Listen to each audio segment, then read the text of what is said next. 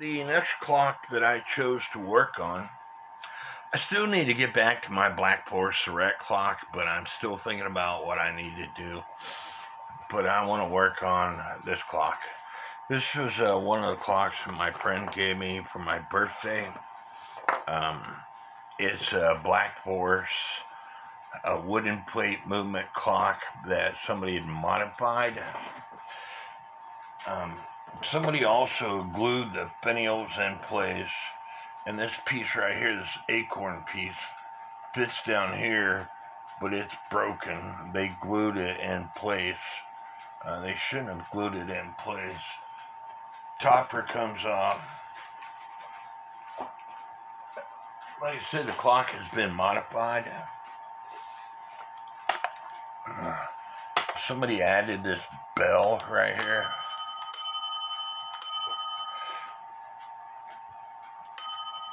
I take that back. It might have been a bell like this originally, but somebody had changed it around. And here's the back door for it, and it's, as you can see, it's not original to the clock, but it fits on like so.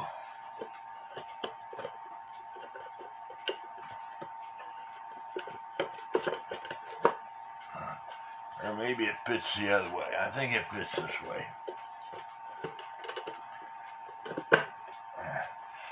And that is a belt piece. These pieces here so you don't damage your wall. But that is a belt piece, and you can actually, it's a cloth, that way you can hear the bell. But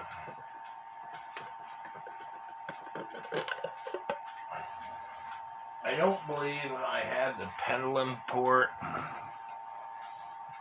and so I'm going to have to make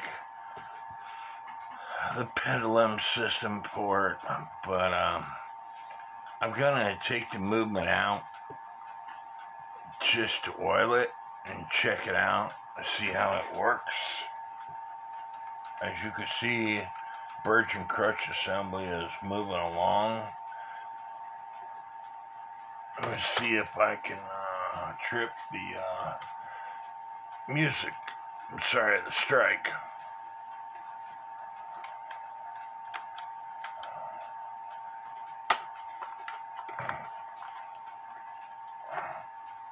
It would help if I grabbed the right chain.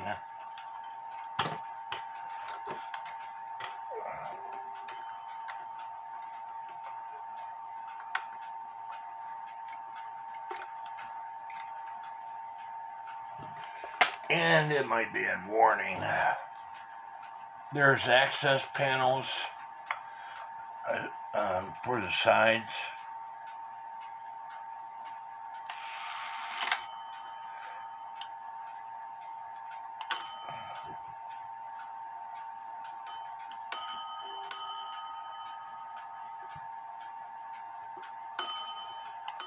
I'm going to have to tighten up the bell.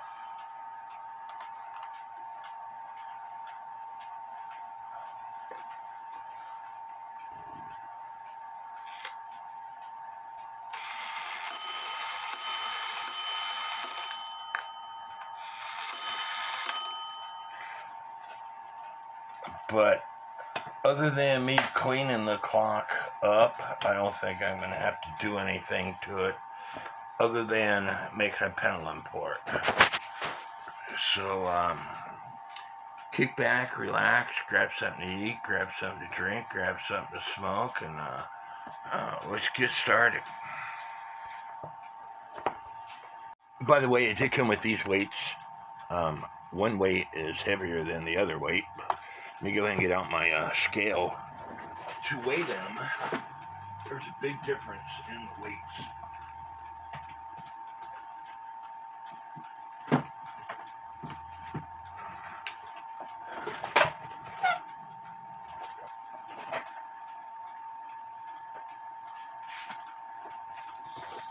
turn on my scale. The lighter weight weighs 413 grams. The heavier weight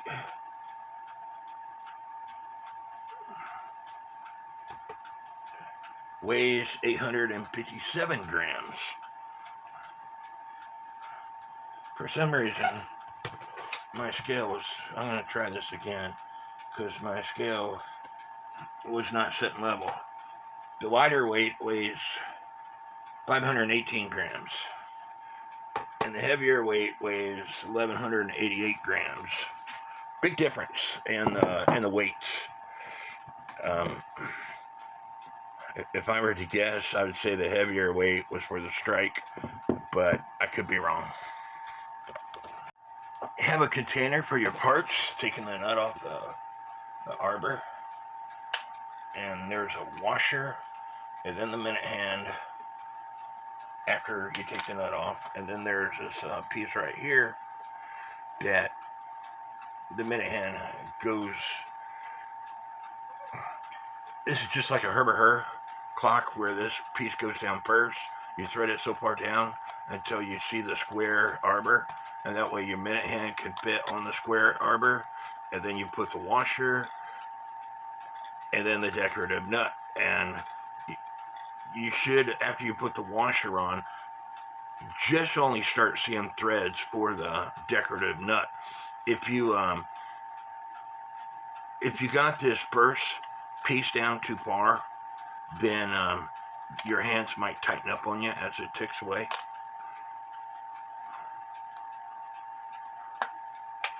And then the hour hand. And there's a piece of glass right here that the dial goes on. That, sorry, is covering up the dial.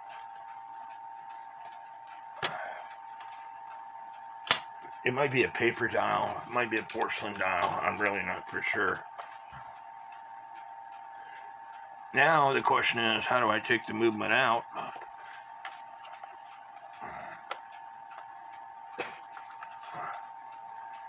And this is going to be different for me, because normally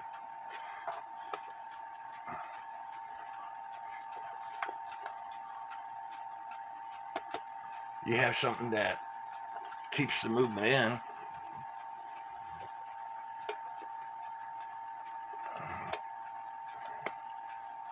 I'm going to take this chapter ring off. Try to. And that way I can get to that glass, which has a couple of nails holding it in.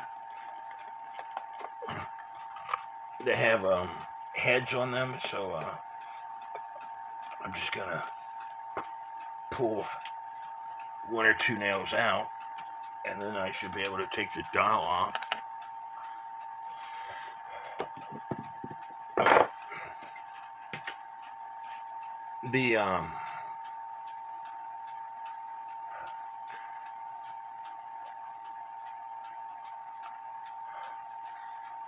This is not a porcelain dial. It looks like it's glass on top of paper, but honestly, I don't really know. Well, that's what it looks like it is. And the movement looks like it might be stapled in.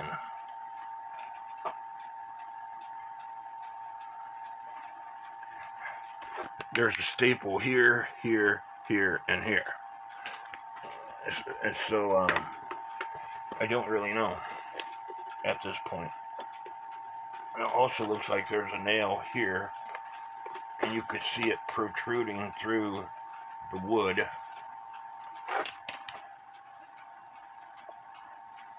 You should be able to see it from there. Right here is that what looks like a nail, and there's the nail head. So I'm gonna study this, try to figure out how to get the movement out, and I'll get back to you. It didn't take me that long. First of all, I want to point out on the bottom of this clock, and you can see a rod right here.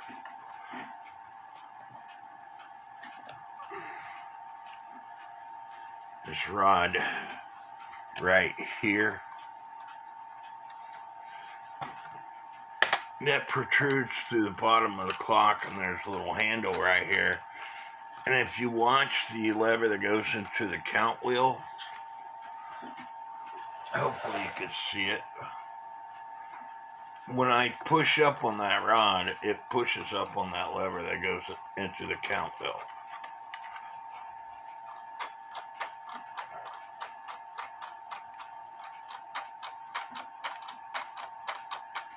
And that way, in case the clock is off, it's with its strike, instead of you having to take the hands off and put them on, you just push up on that lever.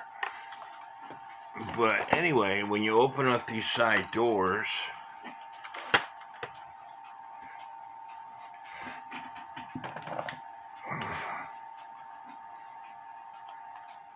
those staples or nails that I was telling you about, it's actually built in. There's a pin. I keep that side door open. There's a pin right here that when I pull on this pin on both sides, the clock movement will come out. So before I do any of that, I need to take the chains off, and there's a nut on the bottom of that rod that you push to trip the count wheel for it to strike. So I'm going to do all that off camera. I move the belt to the side. I got the pins out to hold the movement, and with those pins out, the movement comes right out. These staples right here fit into slots on the front of the movement on both sides, and then you slide those pins in, and that's what holds the movement in place. I'm going to move the case out of the way and check out the movement. This is that rod that I told you that you push to trip the lever out of the count wheel. It just got a round nut on the end, and all it's doing is it goes through this slot right here, and all it's doing is pushing up on this lever right here. That way you don't sit here and have to rotate the hands. I'm probably not going to take this apart. A, I've got a lot of clocks I need to work on, and B, it's running fine. I'm probably just going to put some Howard bead wax on it all throughout it to give the wood a drink of conditioner, but I want to explain how this works. This is the lever that goes into the count wheel, which is part of this, which is part of this. The second wheel has got a cam on it that's got a Pac-Man's mouth. There's a tab on this lever that goes into the count wheel. There's a notch that goes into that Pac-Man's mouth when it's done striking, and at the same time, the third wheel with warning pin is going to hit the other side. It's going to hit, in this case, this side of that lever that goes into the count wheel. You might be able to see that third wheel warning pin. It's right here, and it stops when it hits that bent piece on this lever. But at the bottom, there's just a flat copper spring. So when the clock goes into warning, the third wheel warning pin is going to come around, and it's going to hit that bent flat spring. I'm trying to get some light in on the situation so you can see it. This is that bent flat spring right here. So when it goes into warning, the third wheel warning pin, like I said, currently it's hitting the tab that's connected to this lever right here. You should be able to see that bent tab. But when it goes into warning, that lever comes up, the third wheel warning pin goes clockwise, and then it's going to hit that flat metal spring until this lever drops. And I'm going to go ahead and manually activate it. Currently, the spring is holding that third wheel with warning pin. It's right down in that area. Hopefully you could see it. I can't tell. You should be able to see it now. There's a third wheel with warning pin. It's hitting that flat metal spring. Copper spring, metal spring, whatever it is. It's just a flat piece of metal. So when this drops, that piece of metal is going to get out of the way and allow the third wheel with warning pin to bypass everything. I'll do it again. Again, currently you should be able to see that third wheel with warning pin, which is right here, hitting the bent piece of metal on the other side of this lever.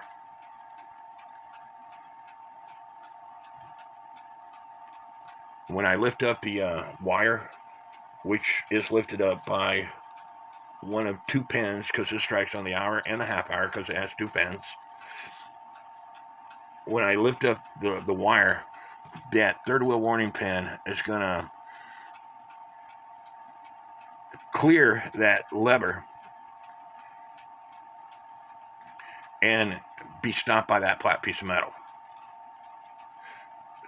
You should be able to see it being stopped by that flat piece of metal. Now, when I drop this wire that I'm holding on to, the third wheel warning pin, that flat piece of metal drops, and the third wheel warning pin clears everything and allows the clock to strike. And again, this just like the last clock that I worked on, the gong comes up to strike.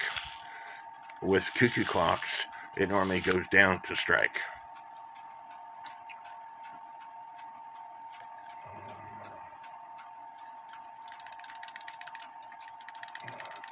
If it wasn't for me having to work on so many clocks, I would take my time and take all this apart, but I've got too many clocks to work on. This is nice. This almost looks like an arrow, but I'm not for sure why it looks that way.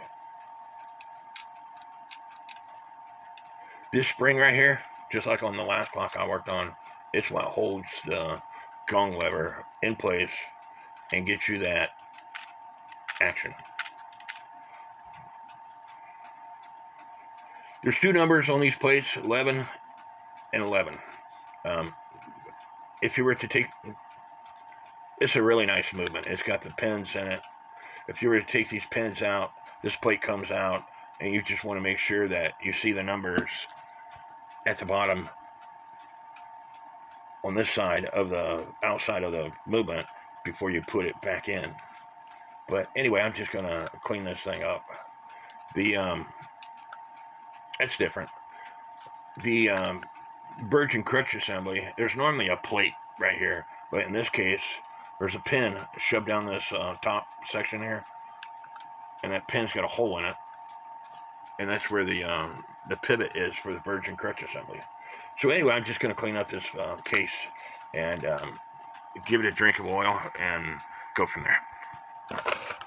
I get the movement drying with the Howard Speed and Wax before I wipe it off, so I want to make sure I do the case also, and make sure you get it on the inside. You know, this conditioner helps out wood, and so you want to make sure that you do both the outside and the inside of the case. And I have brushes, little paint brushes, a big paintbrush, and I just put it on and then use the paintbrush and spread it around. Where the big paintbrush don't get you, that's what this brush is for. And where this brush don't get you, that's what this brush is for. So you want to just get as much as you can, and then afterwards you got to wipe it off. And I use the same rag. This has got Howard Beeswax, Old English oil, New Life Furniture Mask. It's oily, and so it doesn't matter to me. I just spread this stuff around to condition the wood. But I'm going to continue cleaning up the case, and I'll get back. Now, if you've been following me a while, you've seen in other videos where to repair a broken part, I'll drill a hole,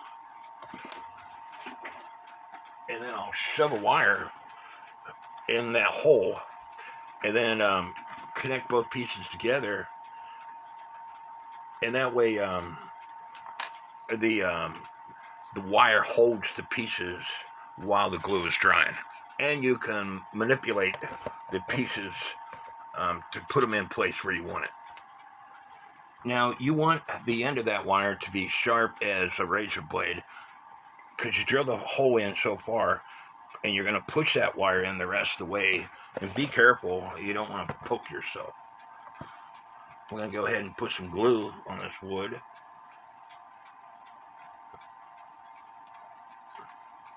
And shove the piece down.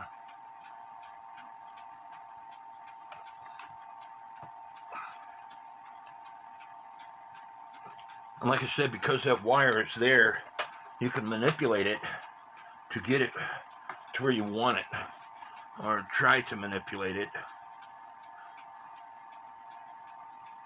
The way all the parts show up fairly good. And you know, this thing was broken, so I'm not going to make it perfect. I will say that. That's what they made permanent markers for.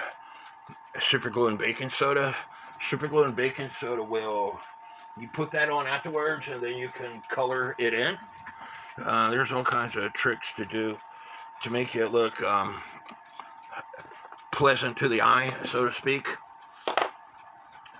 And I talk about the 6-foot rule quite often. If somebody's getting closer than 6 feet to your clocks, they need to be buying it. You know, the thing was broken.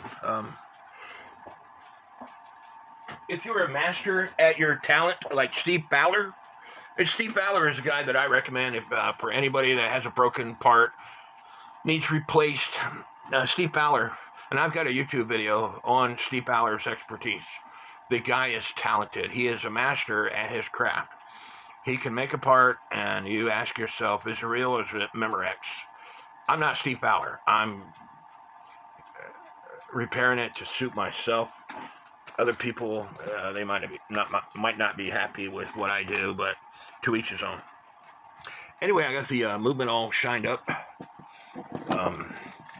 I need to oil it still, even though the Virgin Crutch assembly here has got plenty of oil. I need to oil the pivots, so I'm going to do that now off camera. Now I posted a video, I'm posting a video where I'm repairing a Black Forest show clock. They had a lot of issues. I bought from a guy in Florida. I bought 2 of them. But anyway, the bridge I see in that video, in that particular clock, this hole had a screw that was like this long, and then they used a nut as a spacer. But the way the bridges are held into place on these clocks, there's a nail here and there's a nail here. They determine where the depth of the pallet needs to be, and then they put nails in this bridge. This is called a bridge. But that clock was a little bit different. It was messed up. But anyway, I might have to take that clock back apart and put the pallets closer into the teeth, because the pendulum barely swings back and forth. I'm going to put pressure. You see how much this thing swings? But when you put the pendulum on, I also made a pendulum and a pendulum bob. The bob might be too heavy for that clock, and that's why the clock is swinging like very little. It needs to be swinging like that. But anyway, it's a different story. I still need to make. I'm gonna go look in the box to make sure there wasn't a pendulum for this clock. I don't believe there was. If not, I need to make a leader wire and a pendulum bob for it. This is what the pendulum bobs are supposed to look like. The pendulum and leader wires. There's a piece of wire. This top piece of wire connects us to the U-loop that just like on a cuckoo clock, and then that piece of wire is connected to this brass piece. There's two holes that are drilled in this brass piece. The wire goes in one way, and then it's looped around and goes back through the other hole, and it's all flattened down, and then that wire is flattened down to lead in the same direction as the original wire. And this is just a piece of brass, flat metal. And then this bob is a piece of brass metal also that is designed in such a way that this flat piece of metal will go through slots on the bob. And if you watch the video I made that I posted on 5 October, I made these. Here's one that I made. The brass was too wide. I didn't like it, so but I soldered this piece here on. That way I can put a bob on this piece.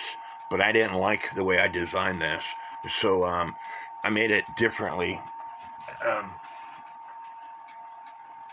I don't feel like making one tonight for this piece, so I made it simple. I just took a piece of brass wire, curled it at the top, and then that curl is like at the 1 o'clock position, 12:30 position, and then the wire goes straight down. I got a doorknob or a hole cut out here. The toothpick is preventing the bob from falling down, and so I just have to put it in beat now.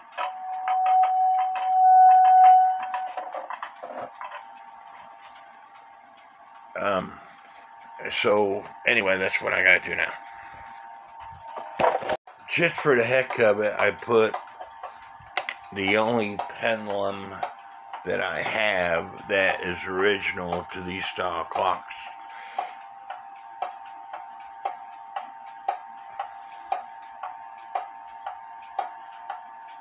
It's got a good beat to it. Without a pendulum on, you can see the crutch assembly swings back and forth. And with my homemade temporary pendulum, it works just fine. And again, if you've been following my channel for a while, I was at my friend's house working on a GK movement. His chain was slipping. He thought it was the wrong chain. I checked it out. The teeth were a little bit worn out, but both the great wheel for the time side and the great wheel for the strike side, this is a chain guard right here. And you will notice there's not a chain guard in the front area. And so it is possible, if you are winding the clock too fast, that the chain can get up here on these teeth or on the click. There's the click right there. So you'd have to be careful winding the clocks. Again, on the strike side, there's no rear chain guard. And so I think I like the chain guards because it's a pain in the butt when your chain gets here on these teeth and gets stuck. And it causes your chain to slip because it gets up on these teeth up here, and it's meant to be on these teeth right here. If this movement was a movement where the strike was behind the time, I would say that this originally took ropes. these points are extremely pointed. And it might have originally taken ropes anyway, and somebody put a chain on it. But anyway, it's time to put the chains on. I do want to check to see if the hands are turning. I didn't do that, and I need to check that out. So putting the minute hand in place. I also want to see if it's going to go off right on the hour. And it just went off, and I'm rotating the hand to see where it is. It's striking maybe a minute before the hour.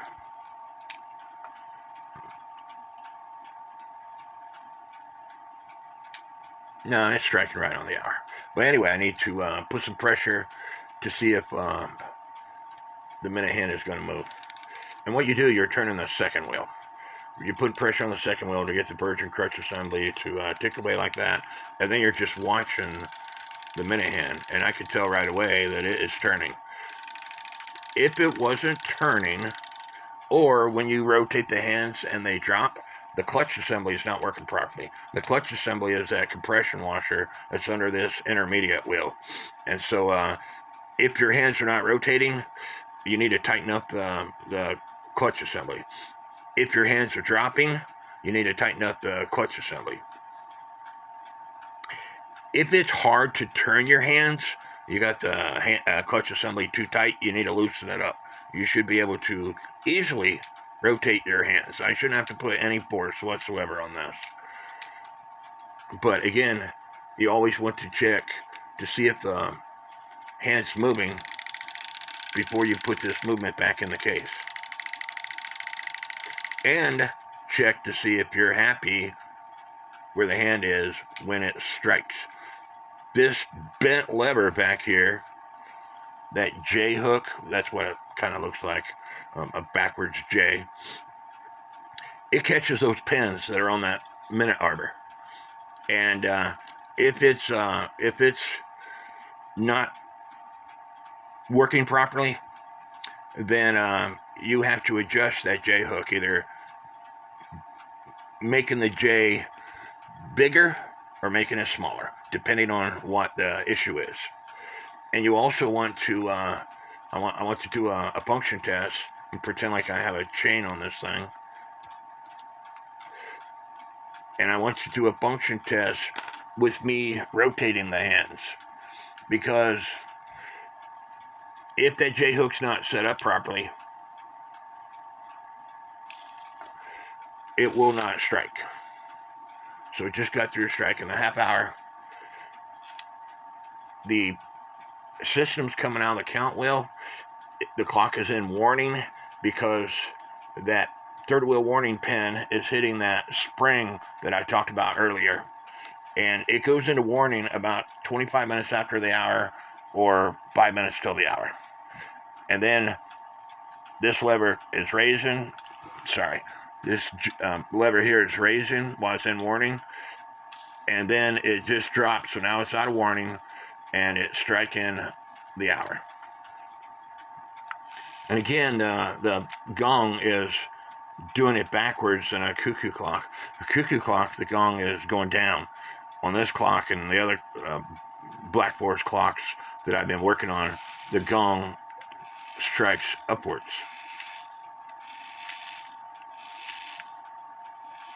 Not the gong, but the hammer. And so I'm happy with that. So I need to put this movement back into the case after I put the chains on. And remember the pins that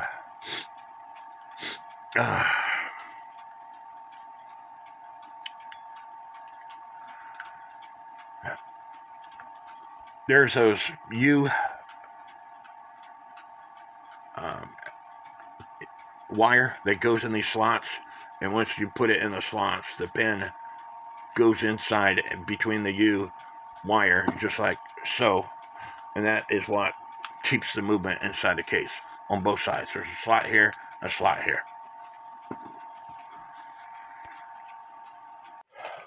There it is, ticking away with my homemade pendulum.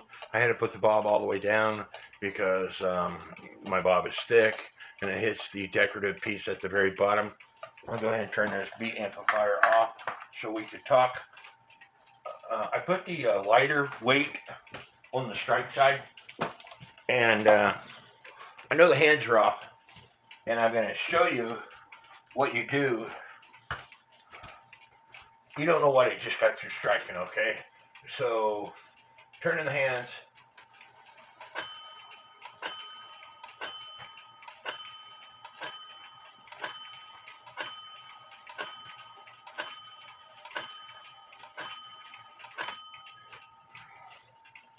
It struck 12. I was wanting to show you what this knob underneath was for, so I'm going to go ahead and do that. You just push up on that knob, and it's going to strike. All right, so it just got through striking 12:30. So I'm going to. That was 1 o'clock. 1:30. There's 2 o'clock. So in other words, if your hands get off, instead of, you could rotate this hour hand all you want, and it's not going to hurt anything. The minute hand, always go in a clockwise direction. So,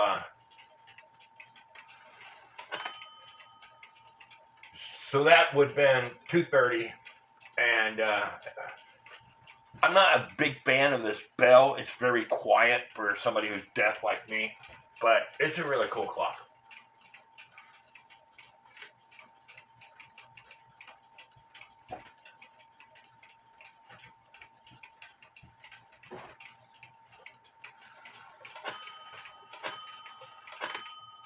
It's 3 o'clock. I thought I had the hands perfect.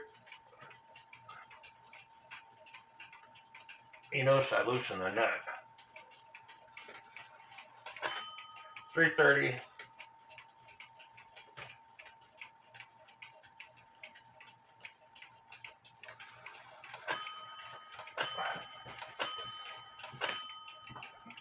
It just goes to show you that when I thought the hands were perfect, when I had the movement out of the case, that A, my eyeballs are crooked, or B, it is very possible that the movement was put in crooked. I don't know. I'm just guessing. But anyway, I hope y'all like this video. Please leave me comments. This clock, which I already got a video on, I have to take it back apart because the count wheel has skipped. Maybe it's got a burr on the count wheel. I don't know. But I got to take it back apart.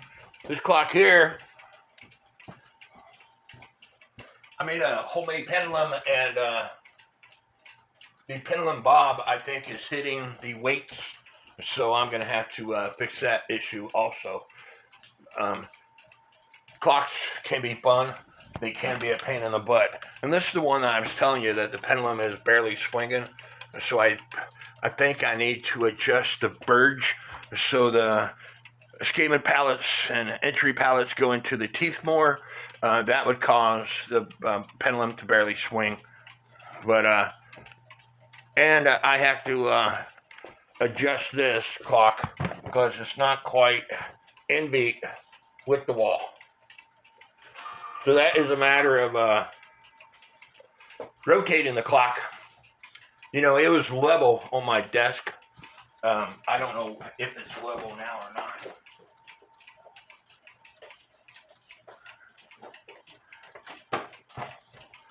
It's almost midnight. My eyes are crooked. That's why you have a bubble level. It's not level.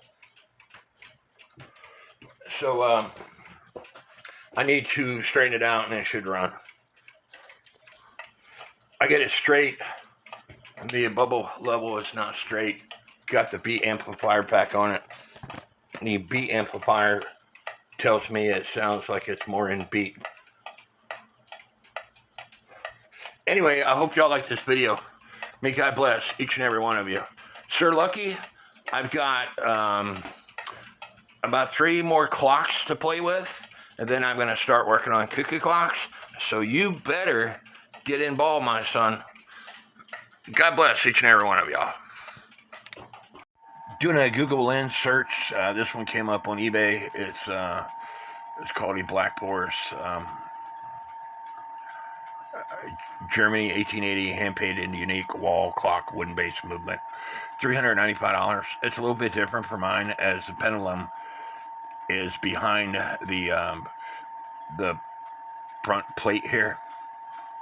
Weights seem to be the same. It's the same time frame I thought it was.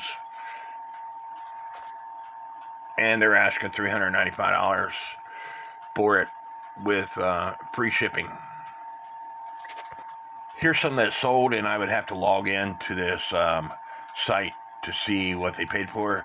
There's 2 porcelain dial clocks like the ones I have, and a clock similar to mine. The topper is different, of course. They're saying it's estimated 60 to 180 euros. Again, I would have to log in to see what it sold for. And I logged in, and it said July the 5th, 2024, all 3 of these clocks sold for 80 euros, which is, I think the euro is a little bit higher than $1 right now. Stand by. 1 euro costs $1.11. So, these are overseas. You will find, this was in the Netherlands, you will find that some clocks overseas are a lot cheaper than here in the United States. You can go to Marketplace and check out France. You will find clocks that we pay $500 to $1,000 selling for $50 to $100 there. And so I would have bought this in a heartbeat for that price if I was there. Here's another clock selling on eBay, very similar to mine. The topper is different. Basically everything else is about the same, except for the bottom piece. I got penioles on mine and an acorn, where this is different. But they're asking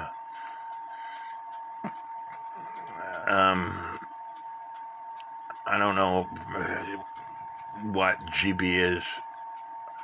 Stand by, I'll find out. It's pounds, and it's $596. I'm just having a brain fart. I see this. I don't know why this says when I'm in the United States. And then they want another 75 pounds to have it shipped. So,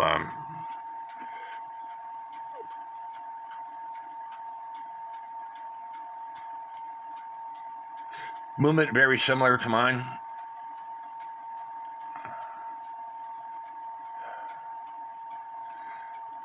What they don't have is the rod, like I showed you in mine, where you can advance the strike. Of course, this is going to strike on a gong, and mine would have originally struck on a gong, except for the back door was replaced, and they put a bell. There was a guy in my group that had this clock, and my other friend bought the clock off of him, and then he gave me the clock for my birthday. I love the clock. They're saying it's 1870. I sent a question into my Black Forest group expert to get his expertise. This clock, which was for sale in Germany, passed. It's a beautiful clock. I don't know why somebody would not want it. Again, it strikes on a gong, like mine should. It doesn't have the function, but this was 2022 when it did not sell. But using Google search, you could find lots and lots and lots of information.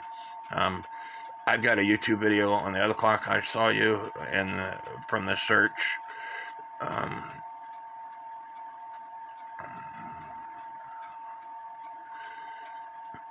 right here.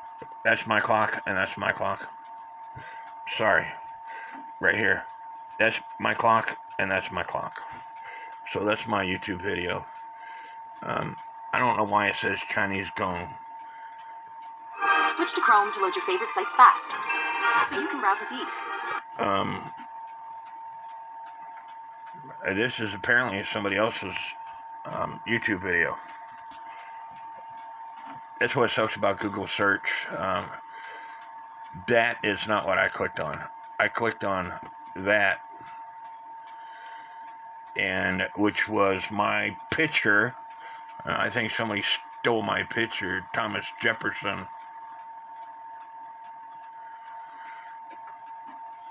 Because that is my clocks, both of them, and that one over there. But when you click on it, it brings you to Thomas Jefferson's YouTube channel, and he stole my picture. What a thief. And he's got 6.1 thousand subscribers. Or maybe it's Google Lens that's screwing up, because this was posted 8 years ago. So I apologize, Thomas Jefferson.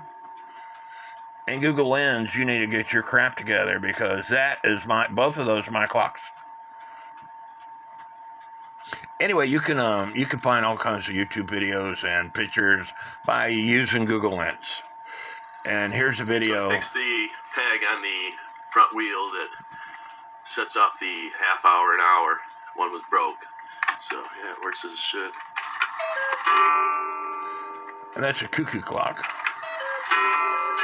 I wish I had that clock. So anyway, like I said,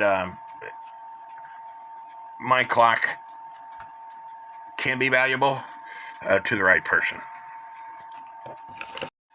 And here's a porcelain face, porcelain dial, miniature wall clock that sold for $230.65 and another $60 in shipping. And remember, I showed you the 3 clocks that sold for 80 euros. Now, these miniature wall clocks are more valuable, or can be more valuable. They're not that big. There you go. They got it basically in their hand. So it fits in the palm of your hand.